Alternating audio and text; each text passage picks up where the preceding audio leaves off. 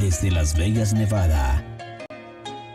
Iniciamos con el programa Hablando de bienes y raíces con Castillo y sus invitados. Comenzamos.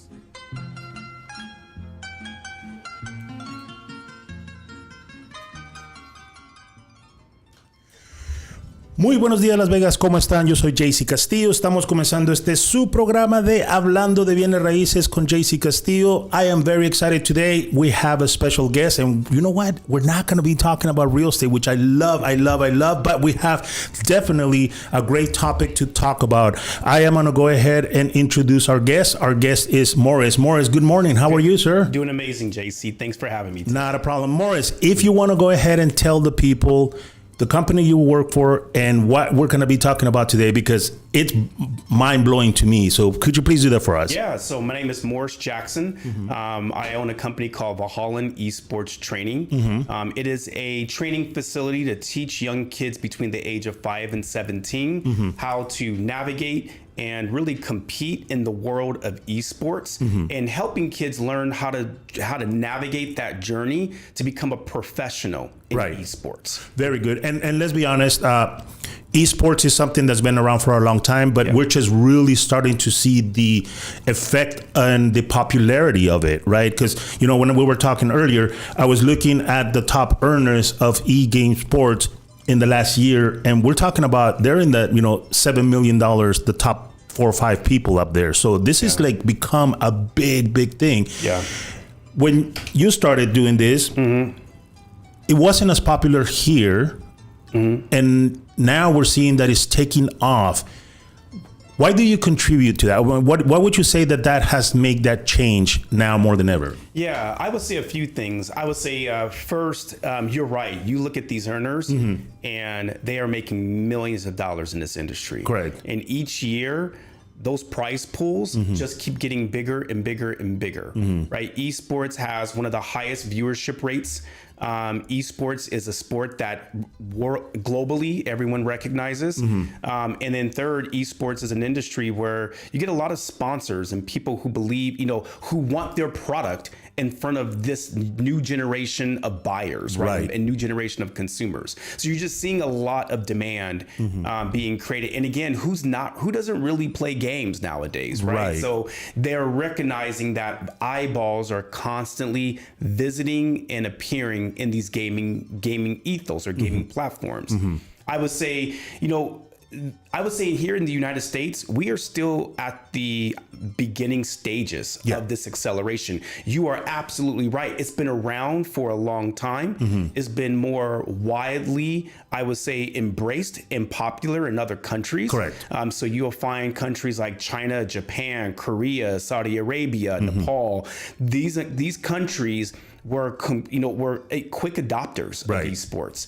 And you go to some of these countries, esports gamers are the country's professional athlete. They treat those gamers the same way we look at a Max Crosby here for the Raiders, or a Mookie Betts from the Dodgers. Correct. They see their gamers, their esports professional gamers, in that same light in those countries. But here in the United States, we're slowly starting to see that. But we're still a long way from where some of these other countries are at. Yeah, because I'm looking here at the top 100 list, and I'm going to go ahead and put it in our screen right now. The top 100 list, right? We have $7.1 million in the top earner, which is Natal, right? And then when we go down the list, we see number 22 is the first American. Yeah. So, I mean, there's other people that are like just up there. And you and I were talking about something that made a lot of sense, that you said, here in the United States, we were looking at gaming as not as a sport, as an entertaining type of thing, as a game. And now we're starting to really first of all, we're really behind of the curve. But then second of all, now companies like yourself, you're embracing it. You're like, no, we got to change that. So can you tell me, when did that moment click for you and saying, hey, we got to help our young students or our young population and figure this out, because there's so many other things, like we were talking off the air, different applications of doing this type of scenario. Yeah. So when the light bulb clicked for me, it was actually my youngest son. He was a big Overwatch player. Okay. And watching him play the game, I was that dad. It was like, why are you watching someone else play this game on your phone? Guilty as charged. Go upstairs and go play the game. That's the reason why I bought you the Xbox, the PlayStations, and the Switches of the world, right? Correct. Go play the game yourself. Right. And you and I talked about this earlier. It was one of those things where I was pushing back at him on why wasn't he playing? Why was he watching? But if you think about it, that's no different from me sitting down watching baseball, football, basketball, or golf, right? Correct. There are games that you watch and you learn from your favorite athletes how to strategize, navigate, maneuver, make decisions, or sometimes just be entertained by these professional athletes. Well, esports is the exact same way. So I ended up going to my first esports tournament, and going to that tournament, that's when it hit me that, okay, this is a sport. Yeah. I saw the competitive atmosphere. I saw the excitement. I saw the competition. I saw the focus, the commitment, all the things we traditionally saw in traditional sports. I saw the exact same thing in esports. So that's when it finally hit me. This isn't just for entertainment. Right. This is actually competition, which it makes it a sport, right?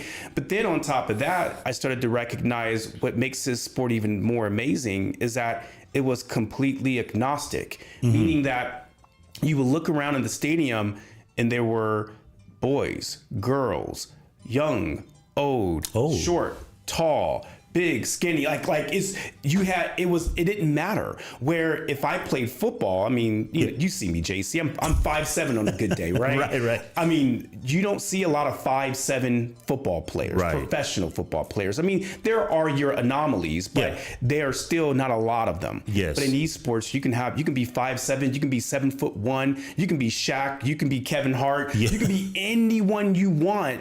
Or you can be you. Yeah. Because what makes it what's the neutralizer is the computer. Right. It makes the computer allows anyone to compete and have the chance to beat your opponent regardless of weight, size, gender, none of that. All that's out the door. You know, that's phenomenal, because right now when we're seeing everything going with, the DE&I and all of that stuff, the inclusiveness, this is a sport that, like you said, that doesn't discriminate, right? Yeah. If you have the willingness of being able to, put yourself out there, learn the game, strategize, because it becomes down, like we were talking, right, about, you're literally utilizing a muscle that nobody ever uses a lot, which is our brain. Yeah. And we're looking at this kid sitting in front of the computer, and just the way they use their keyboard and the way that they use their mouse and the hand-eye coordination and everything, looking at it as a dad, I'm like, what are you doing? Why are you looking at this? And then, I actually attended your grand opening when you guys had here, and I was looking at the gamers, and I'm like, holy God, these guys are like locked in. These guys are like sewn in. There could be bombs going. There was a DJ in the outside of your facility, and these guys were so locked in on what they were doing that it made me really think. And I said, you know what, we have to talk about this, because I think the new generation, they understand it. Yeah. I think the hurdle or the overcoming of this thing, it's going to be us as the parents understanding why our kids want to be in front of that, computer so long and looking at things. And like you said, right, strategizing, learning from other things, because these guys are kind of aged out. I'm pretty sure none of these guys are close to 40 years old that are the top gamers, right? No. What would you say, average age? Yeah, I would say average age is probably anywhere between 17 and 25. That's insane. Right? You have, one of our American champions, Booga. Yeah.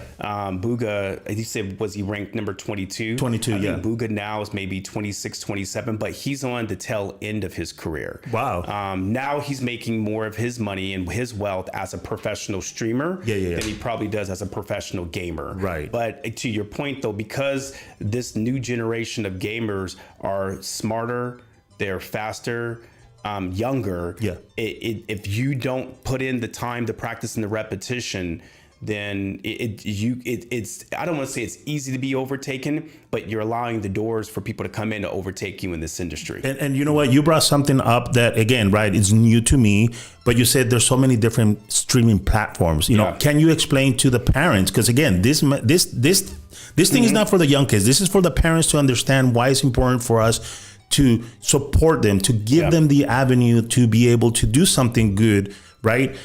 Platforms. You said there's so many different streaming platforms. Can you tell us what the difference is between one and another, and you know, why is it so important to be in those platforms? Yeah. So not only are there, the great thing about esports is that there are so many different games you can compete in, right? Correct. You can compete in Fortnite, Valorant, League of Legends, Super Smash Brothers. I mean, the list goes on and on. So you don't have to be one game specific. You can be multi-game specific. Okay. But to your question around the different platforms, the streaming platforms, there's tons of them out there. But the main three, I would say, would be Twitch, Kick, and YouTube. Those are three of your main platforms that, you know, as an esports player, and what we really help kids with is understand, how do you become a professional? Correct. But a professional doesn't only mean you can become a professional gamer. Right. You can also become a professional streamer.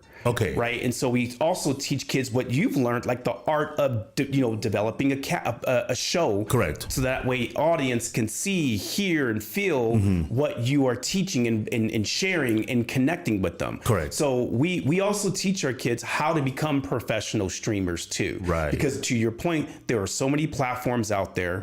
There are more and more being introduced. Like I just got introduced to another one called Discovered. Right. And so there are all these different platforms that are out there that are being introduced. And so having kids who know how to stream, know how to create good content, know how to use the technology and device, know how to create engagement, that's also a pathway for them to become a professional and for them to create wealth. Right. And you know what? It's interesting because from the three platforms that you said, Twitch and YouTube, those are the only two that I really, hear about, right? With the game that you said, Fortnite is really the only game that I know, because so many different games out there. Yeah. And but you explaining that to me right now, it makes me realize, Morris, that like you're right. If you're 6'4", 234 pound player, most likely you would be playing either basketball or football. Yep. But with this, you could be playing three different games and be very good at all of them at the same time, and then just switch from game to game, because again, it's working your brain. And getting ready for these podcasts, I did a little bit of research, and I said, you know what is the benefit of gaming bring to our general, contribution to our, economy, or, our professionalism. And one of the top things that came up was brain surgeons. Yeah. And I was like, wait, what? So I click on the article that we were talking earlier, and I was reading that the controller that they use is a regular Xbox controller that is matched to a robot that's going to be operating on somebody. Well, the operating room is in one side and the surgeons on the outside of the operating room, because it's a very clean environment. They're literally playing through computers, operating in people, and I was blown away by that. So can you explain how that will transition to the regular work? Yep. Yeah, that's the third pillar we end up recognizing when building this out, that we were helping kids with. It's not only becoming a professional in gaming. You can become a professional as a streamer, but now you can also become a professional. It's helping you with a professional career. Correct. That is either directly in esports or indirectly from esports. Right. Right. So the medical professions are, you're absolutely right. It's kids who are gaming. It's creating you're creating an indirect benefit to other industries, right? So doctors who are now, more and more people are getting surgeries through microscope surgeries. Correct. Yes. Well, those microscope surgeries, it's a little robotic arm that goes in there, and now doctors are controlling that robotic arm with to your point, a controller, whether it's an Xbox or PlayStation or a special controller that's built. But playing games, playing on the Xbox, playing on the PlayStation, playing on the PC. Helps these up and coming and new professional doctors, right? Learn that hand dexterity, the hand strength, the hand-eye coordination, the mental and physical stability that needs to require to perform a successful surgery. Correct. I read an article, actually it was on a Joe Rogan podcast. Okay. He had a guest on, it was Elon Musk. This was last year.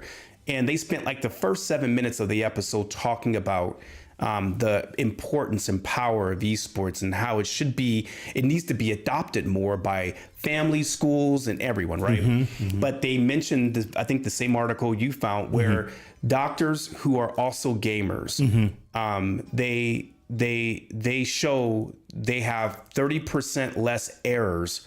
It's like somewhere around 30 or 40% less errors than doctors who aren't gamers. Correct. And you think about it, if I'm going to the doctor, I want the doctor who's going to have a 40% chance of less errors than the doctor who doesn't, right? And correct. So, but again, it's these game mechanics that help with that. But these industries now are all becoming tech forward and tech driven and tech adopted, right? Whether it's AI, robotics, control based, gamification. That's what these kids are learning in this world of esports. It's all of those things. Yeah. And it's funny because, we were talking about off the air and we said, there's so many applications out there that are being used by, being able to code and being able to, like you said, just control, right? I mean, I grew up in the 90s and 80s and our controller was up, down, left, right, and that was it. I mean, it had 6 different buttons and, the button control was this and this. Yeah. And now it's like, all over the place. And that gives you a different perspective of what the ability of these young kids are doing. Like you said, right? One of the things that I know that your company does, and now we're going to talk a little bit more of what Valhalla does, is you guys are also helping kids to learn how to code. And that's something that for me is foreign. And I understand that a lot of you parents out there watching, you're like, coding, what is that? All I see them is sitting in a dark room and just, but, can you explain the importance of people to understand how to have your kids learn how to code? Because I believe that's the future of our industry, right? Yeah. And coding has evolved so much, right? Coding now it's more around design. Almost think of coding as a language, right? Just like how if I'm an artist, me being able to draw with a pencil or paint with a paintbrush, that's a language that they learn through the art of through that particular art. Correct. Coding is just that, but now the ability to coding is just creating, right? You're using code to create something on the other side. But now the coding has evolved so much that like there's a platform out there called Unreal Engine. Unreal Engine is an open source coding platform, meaning you and I at any time can go out there and build. And we don't have to be your what we see in these pastime TVs, what a coder was, like you said, in the basement, in the dark, just looking at these random numbers like the Matrix coming through, right? That's not a coder anymore. A coder is someone, or what we call a developer or a designer is someone that can go on to one of these platforms, learn how to use the code that was created to design on these platforms. And then now create their own masterpieces, whether it's a game, whether it's a character that can be used, whether it's an item that can be used in Unreal Engine, whether it's a commercial, whether it's building a house, like you can do anything on this platform, Unreal Engine. And so it's really an opportunity and so we're introducing kids to this. So it's really an opportunity for us to make kids and parents more aware of how this technology is increasingly getting better and faster. Great example is that Unreal Engine is the platform that a portion of The Mandalorian was filmed on Unreal Engine or created on Unreal Engine. A lot of the movies you're seeing today where they're using tech as a part of the production side of it, they're using Unreal Engine. So in essence, you're teaching your kids how to create and maybe create their own movie or create their own TV show or be on the production staff to really create the artifacts, to create the scene that you're trying to create. That's unbelievable, because we know one of the things that's happening here in Vegas, and our sitting officials have been very, very good in doing that, is that, we know for a fact that 3 of the major movie studios are going to be moving here. To be able to have that ability to sit there and utilize this type of design, product to help create movies out there, it's gonna be something that we're gonna need very, very soon, because they're talking about within the next 5 years, we're gonna start seeing movies made here in Las Vegas. And, I never really thought about that, but now that you mentioned that, I mean, you're sitting here watching a show, and then all of a sudden, there's a scene that's fully created through the computer, and it's just so seamless that you think it's real. Yeah. And now that makes sense on why it's important for our parents, again, right? Yeah. To understand that this is a career path. It's not just a game anymore. Yeah. It's a career path. I mean, we're talking about the top gamers, streamers, learning how to be in front of a camera, how to build literally a TV show. Because now everybody, I mean, look, we're sitting here in a podcast studio. It's literally a TV show that before you used to take money and time to have cameras and everything. And now with a $100 camera, you could be streaming through YouTube. Yeah, a flip of a switch. Exactly. Now you're live. Yep. Yeah. And it's crazy because, corporations like yourself, businesses like yourself that looked into that, they saw that, and you're like, there's something here. Now we're going to be talking about Valhalla. Why Valhalla, right? Why did you guys decided to open up? I know that you guys have multiple different locations, but you guys have here a location. Let's talk about, what is it that a parent is going to look for if they, Google Valhalla, training center in Vegas? What are they going to, what they should expect to benefit their kid? Yeah, absolutely. Yeah. So to your point, Valhalla we have 3 locations here. We have 3 locations total as a franchise owner. Yeah. The franchise in total has about 17. Okay. But our 3 locations, we have one here in Las Vegas, one in Sacramento, the third one's in Charlotte, North Carolina. Okay. But specifically, when you come into one of our Valhallans, what you're going to be looking for and what you should expect, one, we're not an arcade. So we try to help parents understand that. This is not an arcade. Good. You want to look at us more as like a jiu-jitsu studio, or a karate dojo, or even a gym where you're looking to receive personal training. Okay. Right? Our facilities, when our members, when a kid comes in, we look for kids between the age of 5 and 17. Wow. Because we are the little league of esports. Right? We want to take the youth, provide them with the training, the curriculum, the structure, the coaching, the competition, the league, everything you get in traditional sports, like you got in football with Pop Warner, basketball with AAU, soccer club ball, or our Little League baseball. We are now bringing that to esports. So kids come in, they get an assessment. That assessment allows us to see what team they're going to be placed on. Okay. All of our kids are placed on a team. Right. That team has a head coach for that team, and then those kids compete on a quarterly basis in our own league, which they compete for a championship each quarter. Nice. So through practice and repetition, we are teaching them how to become some of the top earners in this esports competition world, but we're doing it in a safe place. Right. Like if these kids right now went on to a Fortnite championship series, and they played against Booga, they might not last a second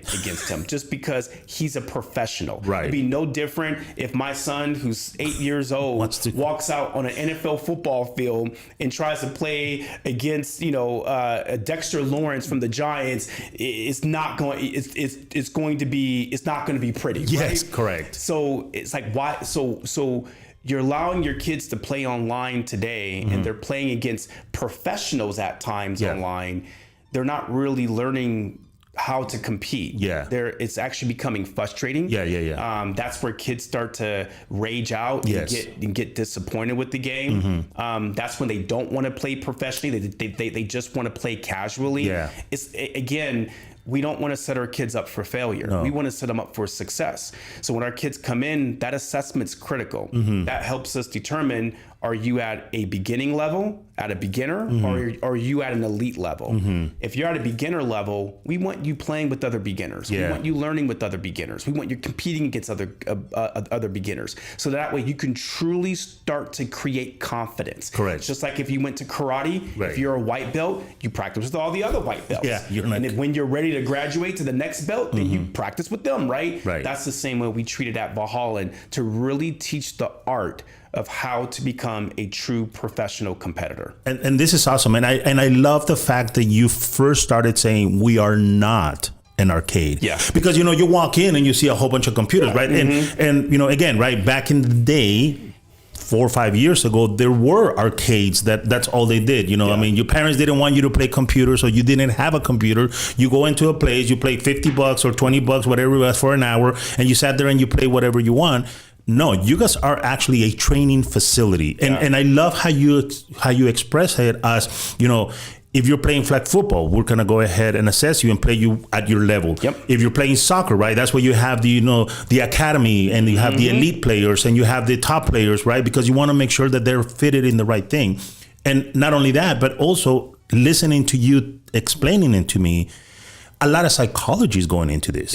Because, you're right. Frustration sits in. And with this whole scenario after, COVID, we've seen that our young demographic, our young kids are very, very, introvert, right? And they want to, you want to be able to give them that exposure of, hey, you're doing something good, but also have the social skills to be able to handle it. And we don't want to have frustration when we're training, because that's the worst thing that you could have, right? No, you're right. And that's another great thing about what we do every day.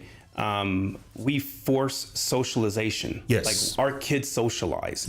I played football growing up, and I wrestled too. And those players that I played with, they're still my friends today. Correct. You build a lot of lasting, strong relationships with teams, with people you compete with, right? Correct. And to your point, because of COVID, because of this isolation that we were in for a little while, some of our kids are still stuck in that isolation. So our facility allows us to break that isolation, bring them into community, bring them on a team. These kids become friends. They become best friends. They start hanging out with each other. I have a few kids in our facility. When they first came in, they knew no one. Now they hang out with friends from the facility outside on a consistent basis. But it's all because they compete together. They went into battle together. They won together. They lost together. Right? It's that camaraderie you build when playing sports. And now we're bringing it to esports. And funny enough, JC, the United States in most countries have always been good at it. Right? Like, think about here in the United States, we have a very clear pathway for kids to go to a professional traditional sport, right? Football has a clear path. Basketball has a clear path. Don't get me wrong, there's exceptions, right? But everyone has a clear path. There was no clear path for esports. Now we're creating that clear path. And that's really cool that you guys, that you actually, identified that there was the need, So now let's talk about, yes, we're gaming, we're streaming, but the practical thing of coding, right? Because I saw the last time that I was at your facility, you had like scheduled. You have less schedules, like coding, from 3 to 5, and it kind of, right now looking at it, it reminds me of the movie, kind of like, School of Rock, right? Where, at the very last scene, there was like, introduction to rock, introduction to this. And I'm like, but you know what? That is such a cool thing, because everybody learns in a different manner. At the end of the day, we all want to play. We all want to be elite, right? But at the same token, you have to have that learning curve where, you got to get down and really get to the basics of what you guys are playing. And these games, again, I don't watch a lot. I see my son watching a lot and everything. And he's always talking about how these elite players are like the top basketball players, like you said, the top football players and everything. They just didn't get there overnight. I mean, they practice over and a lot of the times, like you said, not having a facility like Valhalla, they failed a lot. Yeah. And frustration set in. Yeah. And sometimes they wanted to quit. And then, you know, the ones that said, no, we're going to stick with this, now they're the ones that are making these top dollars. Yeah. You're creating a path from the very basic where, you know, this is step one, Yeah. step two, and everything. Can you talk about how you guys decided to break that down to the very simple form where people, and again, I think it's not so much for the kids, it's for the parents to understand that. Yeah. Yeah. I'm gonna be honest. You said it probably better than I could, right? It's the way we broke it down was where, okay, how do we make certain, it's about meeting kids where they're at. Yeah. We do a really good job of meeting them where they're at in other sports. We wanted to do the exact same thing here. Right. So after a kid goes through an assessment, that assessment not only helps us understand their game knowledge, their game, you know, because there's strategies in these games, just Right. like there's strategies in soccer, football, and any other game you play. We also look at their teamwork, because every game we compete in, it's a team-oriented game, with the exception of Super Smash Brothers. And then we look at their gaming mechanics and their gaming peripherals. Okay. Like how well can they use a controller versus using a keyboard and mouse? Oh. Like that's, to your point, that's one thing that we look at to help decide if we even move them past a level 3, right? We have 5 divisions or 5 levels. Yeah. Division 5 is what we call a recruit. Division 4 is a novice. Division 3 is a pro. Division 2 is an elite. And Division 1 it's like unreal, like a legendary player. Yeah. And the one thing that even can move someone from a novice to a pro is, are they on keyboard and mouse? Okay. Or are they on controller? Because if you're on controller, there are limitations with controllers. Okay. And on keyboard and mouse, there's a lot of advantages. Okay. Right? It's more hand-eye coordination. It's more focused on hand dexterity. Yes. It's more that you can navigate and operate more moves, and then your precision and accuracy and your time and your reaction is faster in line. So we have platforms and tools that help kids not only move from controller to keyboard and mouse, but improve their proficiency. And I would tell you, once they go keyboard and mouse, they don't want to go back. They start to realize all the things they can do on keyboard and mouse. You rarely ever see a kid go backwards. Yeah, and you know, again, that's another thing. The keyboard, the equipment itself. I mean, I know there's major brands that only do keyboard and mouses for gamers. Yeah. And we don't understand that. You know, last time that my son wanted to buy a keyboard and a mouse, I was like, you're going to pay how much money for that? And then they have the mouse pad and everything. But it does make a difference. It's kind of like, you know, you said, right? If you have a nice, good cleat that's going to help you play a little bit stiffer or maybe better or whatever, the equipment comes in play a lot, right? Yep. Can you talk about how, because again, right, the parents need to understand this, that, you know, if your kid is very serious about this, there are going to have to be some investments that you're going to have to do, but it's a benefit for them at the end, right? Yeah. Again, you want to look at it no different than you've seen any other sport, right? If your kid plays baseball, the bat they use, the gloves they wear, the shoes they wear, all of those things make a difference. I almost look at this as a lot of our kids here in the United States, they've been learning how to become a professional esports player wearing tennis shoes while trying to play football. Oh, that's a great analogy. You're not getting the grip. You're not getting the traction. You're not able to cut. You're not able to do all the things that you are capable of doing. Yeah. When you put on cleats. Now, don't get me wrong. You can still be a good athlete. Right. But imagine how much better you are when you put on your first pair of cleats and you now can navigate certain things, right? Yeah. But that's what our kids are going through. Our kids today, they're learning. They want to compete in this industry. But because we're having them compete on a controller in the game Fortnite, and they're up against someone with keyboard and mouse, that's like, again, competing with someone. The pro has cleats and the kids have tennis shoes. Right? Or the keyboard and mouse are cleats and the controller are tennis shoes. So that is something that parents need to recognize. It is an investment. It's not only investment in the technology and the game peripherals, because again, not just the keyboard and mouse, but it's also the screen. It's it's also the weight of the keyboard. It's also the placement of the keyboard, your controller. Now they're creating glass mouse pads where the LED light, the laser light that's on the mouse. It reads faster on glass than it does on rubber. What? Right? So those things are starting to recognize. These are all I would say advantages that provides a millisecond of difference.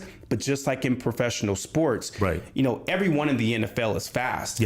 It comes down to making better decisions and understanding the plays and what's in between the ears. Right. And if I can gain a 1/10 of a second on you, I beat you now. Right. That's the same way in esports. They're looking for that small little inch, that 1/10 of a second to help them be the best competitor that they can be. But it does come down to the equipment. And let's be honest, that equipment, that, advancement of, what they need to perform, it's going to trickle down to the normal everyday jobs, right? Because if you're let's say, like, you talked about, right? If you're a designer, right? You are an architect that you need to use the key and mouse and all of this stuff, now having the ability to be able to be more accurate with your mouse pad and your mouse, how much better is your project going to look, right? So it all transitions.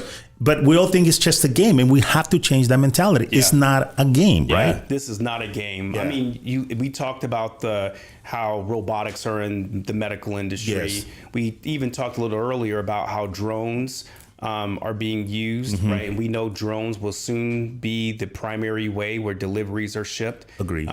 We see now, there are self-driving cars and self-driving trucks, right? So you think about all the things that are being either replaced or being used from technology. Correct. Right? So it's either being replaced by technology or technology's driving it. Yes. And so if you think about if it's being replaced or used by technology, we need to put our kids in a better position where they're technology forward. Yes. Their digital literacy's higher. Yes. Their ability to your point, be proficient on a keyboard and mouse at the age of 6. Because if they're proficient at 6, imagine what they're going to be doing when they're 18 on that thing, right? That's true. Because the faster they are with keystrokes, the faster they are, the better they are at making accurate decisions.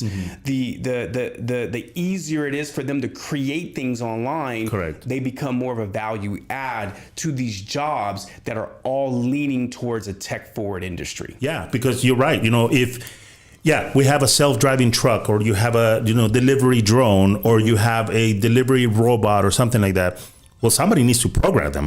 They're not, I mean, a lot of them are saying, well, they're learning by themselves. I call BS on that, because there's always going to be somebody programming and double checking that what they're learning is the correct way. Because the least thing we want is for a drone to be crashing and a semi truck that is, driverless to be crashing. I mean, we've seen a lot of, unmanned, cars that have had accidents, and it's because there has been a glitch in the programming. So now you're able to go ahead and give that training to the future people that are going to be able to help the technologies.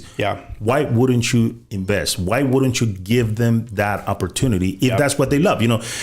I coach soccer, you play football. We know people that love basketball, tennis, swim. There are all kinds of sports.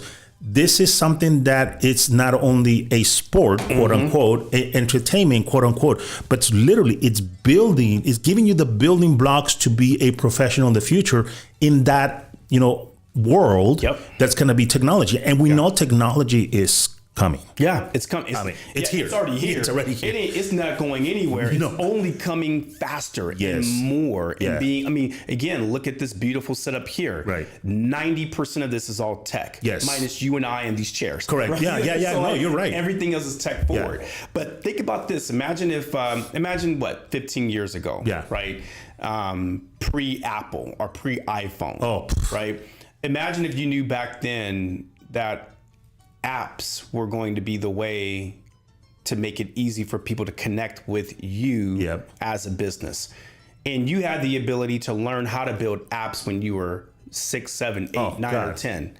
right? Would you do that? Of course. Like, would you go back in time and say, no, I want to learn how to build an app? Yeah. Right? Because now everything is powered through an app. Yep. In essence, right? Yes. Well, that's what esports is. Right. We as adults and parents have an opportunity to help our kids prepare themselves for what's coming tomorrow. Correct. But instead, a lot of times we spend time trying to get them prepared for what's happening today. Yeah. I'm not saying it's one or the other. It's really both, yeah, right? It should be both. And we never say to our parents, it's esports or nothing. Right. Or no, we have kids who not only play in our league and play on our teams and are part of our esports family at Valhalla, but they also play football, basketball. We have one kid who plays football, then he goes to basketball, then he goes to soccer, and but he doesn't practice 5 days a week. Right. 1 day a week he comes in and practices the art of esports. Yeah. Right. And what we're finding is that esports is not only helping in careers, right, but it's also helping these kids in their dedicated sport. Yeah. You think about it. I mean, you watch football, right? I'm pretty sure you watch football. Yeah. We all followed the Washington Commanders this past year. Correct. And Jaden Daniels, who was the rookie quarterback, was the catalyst to changing that whole culture. Yes. And they gave him and to his credit, this is hard work, his discipline. He shows up early, last one to leave. He studies. He is dedicated, and he's immersed himself into being a top tier quarterback. Correct. But he's done something that no other quarterback has done. Again, it's that little degree, that little millisecond he's added. He's now using VR. Yes. To help him make better and quicker and more decisive decisions on the field. Yeah. And the great thing about him using that gaming technology, he can practice a play 1,000 times and not get hurt, not get injured, and not get tired. Yep. But now when he gets on the field and he runs that play, he knows exactly where people are going to be. He knows exactly how to time it. Now his reaction time is much faster. Yeah. Because why? He doesn't have to spend time thinking. Yes. He processes it much faster. Now if you watched him this past season, he was Tom Brady-esque because of his decision making, right? So I think that's what parents need to start recognizing, is that these platforms and these games are helping kids make more decisive, better, faster decisions. They're able to make a mistake and go back at it and do it again and again and again and again, which is helping them in life. Correct. Yes. And so if you help them learn how to transfer these skills in games into life, you're only creating a better and a stronger professional in the future. 100% agree with you. And I totally understand what you're saying with, the ability to keep and, reassessing yourself over and over and over again without, getting injured, without, really getting tired. But it's literally your mental capacity. This is what I tell all my soccer players. I'm like, the difference between you guys and a professional is it's what you're thinking. Yep. Right? You make a mistake. Yep. As a young professional, as a young novice playing soccer, you sit there like, oh my God, I made a mistake. My dad's going to yell at me, blah, blah, blah. As a professional, you're like, done. I got to move forward. Yep. And it's that forward thinking that they need to understand that to do. One of the things that I always tell when I have a coaching meeting with my parents, I always tell them, I found this quote that said, uncoachable kids make unemployable adults.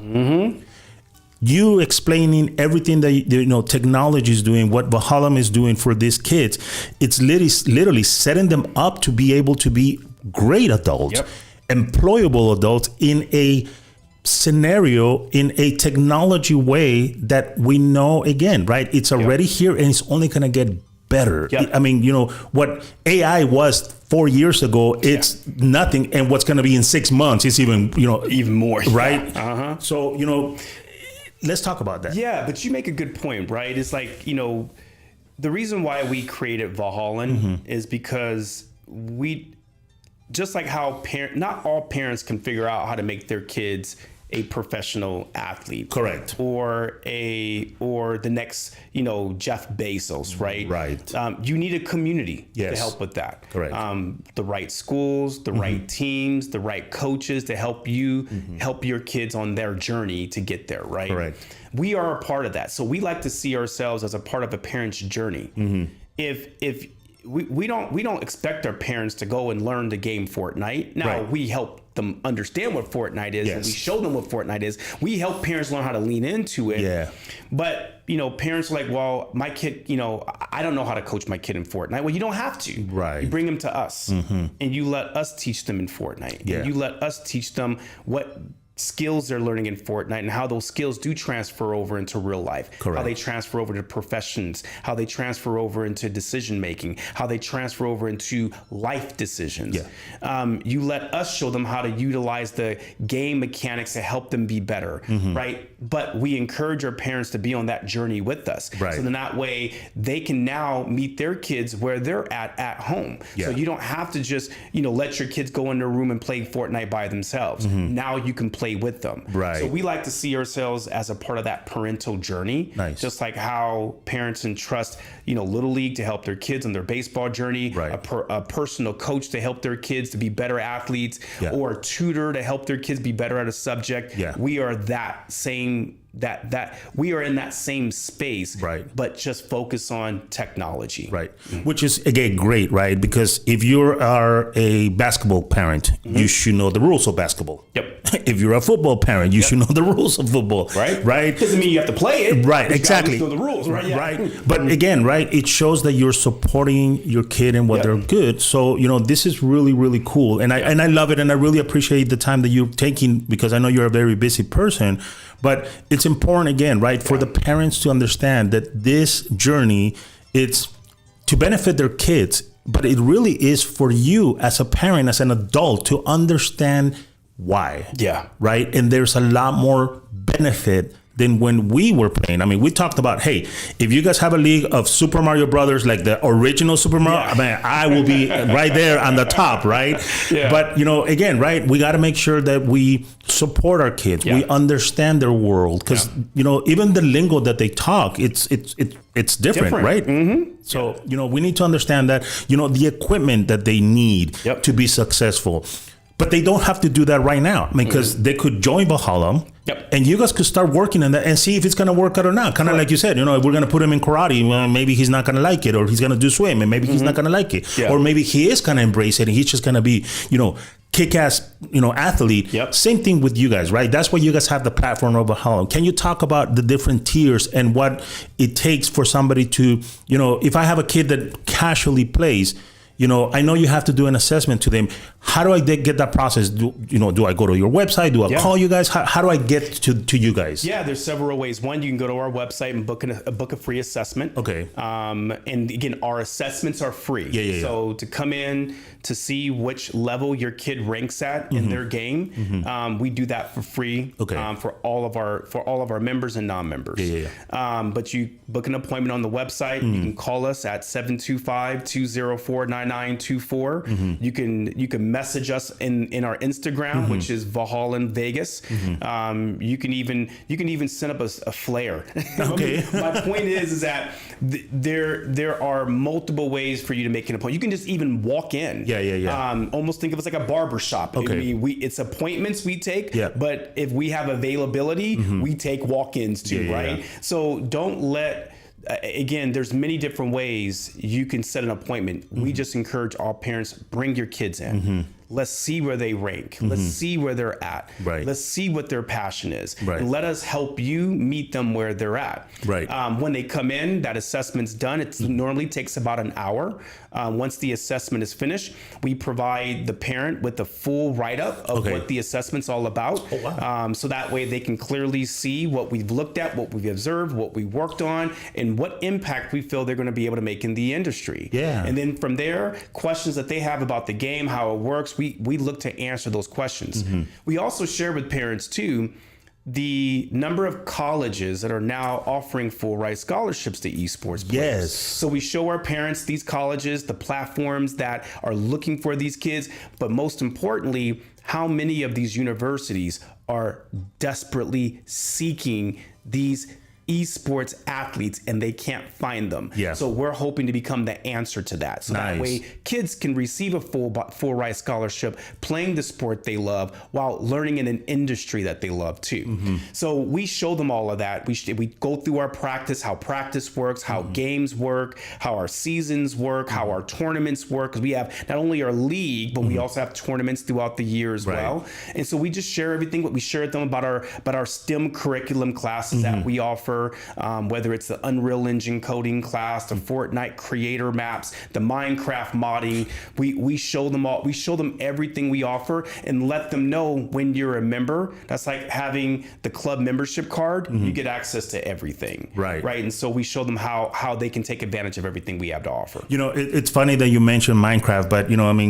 this weekend, today, the Minecraft movie opened. Oh yeah. And the buzz on it is like, it's going to be a blockbuster just because there's so many kids that grew up with Minecraft and now to see it in the big screen. And I'm pretty sure that a lot of people that, have the abilities to do what they do with the keyboard and the mouses and everything, all of those worlds are probably created in the platform that you mentioned, right? Yep. So it's just like, it all just ties in together now. Yeah. And I think it's important, again, for our parents, please understand it's not a game. It's a career path. It's just like you said, right? If colleges are giving out scholarships, it's because they see the future of what's coming. Yeah. Right? Just like football scholarships. And, I tell my soccer girls, I'm like, you know what? If you want to go to college, it's going to be very, very competitive. But you know what? If you're good at swim, you could get that. If you were good at golf, you could get a good, because there's some other sports that are not so in high demand. This is one of them that are in very high demand, and they're looking for the top tier, right? Yeah. Yep, absolutely. So, it's funny you mentioned that, because I think you asked earlier, like, esports is coming. Yeah. Right. And we just had the Sonic movie. Now we have the Minecraft movies came out. Soon the Olympics is going to have esports in the Olympics. The IOC just approved it. That is true. The esports World Cup was last year. They're doing it again this year. Last year was a $60 million prize, a prize pool. This year, who knows what it's going to be this year? Right. But you saw what the World Cup did for games like soccer, correct, or international football, not American football, but real football, right? Right. But you saw what those type of platforms have done. We just finished watching not too long ago the hockey series. Yes. The what was it called? The International Four. I know which one you're talking about. Where all the different countries compete against each other. Yes. That was amazing. It was, right? So when you see these things be introduced, like it creates a tipping point. Yes. We're about to see a tipping point with these sports. And what we try to encourage parents is don't chase this industry, be ahead of the industry. Oh, I like that. It's coming, right? Yeah. More and more kids are finding this as a pathway. More and more kids are moving away from physical contact sports. And they're going to flag football and less contact sport. This is less contact as well. Yeah. More and more kids are finding their career passions through this. More and more kids finding their art to be a broadcaster or a content creator or a streamer. Right. More and more kids are finding the path that they have this level of creativity that they can build their own game, they can produce their own movies. Everything that can inspire a young child's mind is within esports, while at the same time teaching kids good sportspersonship, teamwork, collaboration, socialization, and at the same time showing them that you don't have to be the biggest and the fastest and the strongest or male or female to compete. Right. You can just be you. Yeah. And this is a leveled playing field for everyone. It's just how hard you work, how committed you are, how well do you train, how much do you practice, those things. Like in any other sport, that's the real difference maker, is your discipline to being better at the art of the game you're playing. I love that. You know what? We're going to have to finish on that because I can't top anything else that you just said. Morris, I really love and appreciate the time that you took. I think this is very beneficial. I am going to make sure that, everybody that needs to listen to this podcast needs to listen to this, because it was eye-opening for myself. And I'm pretty sure we're just scratching the surface. Yeah. I would love to. I know you're busy. Maybe we could go ahead and set up another date so you could come in and get a little bit into detailed and really well what Holland is willing to do for these kids. But overall, I appreciate that you are filling that void, right? That it's a world that is misunderstood, because you're right. We as parents look at it as entertainment, and you guys are like, no, these kids are killers. These kids, I mean, one of the things that just popped into my brain that you were talking about, developing and creating, video games and everything. I mean, there's so many factors that go in the lighting that goes into a freaking video, the music. I was just thinking, I'm like, man, the music, there's so many layers into this that, they're really untapped, and you guys just hit the nail on the head. Morris, again, if you want to give me how they could go ahead and contact you guys, please. And, let's give them the location where you guys are at. Yeah, perfect. Yeah, you can contact us you can contact us by phone, 725-204-9924. You can also contact us online through our website at valhallan.com. That's VALHALLAN.com. Or you can follow us on socials. I encourage everyone to follow us on social, which is on Instagram. Our handle is Valhallan Vegas. So follow us on our Instagram, follow us on our Facebook pages. That's where we promote a lot of our events. We promote a lot of the activations we're doing, results, the community efforts we're putting in. So you can hear, see, and connect with more of our story there. And then our address, just come on in for an appointment or a free assessment, is 500 East Windmill Lane, Suite 100, Las Vegas, Nevada, 89123.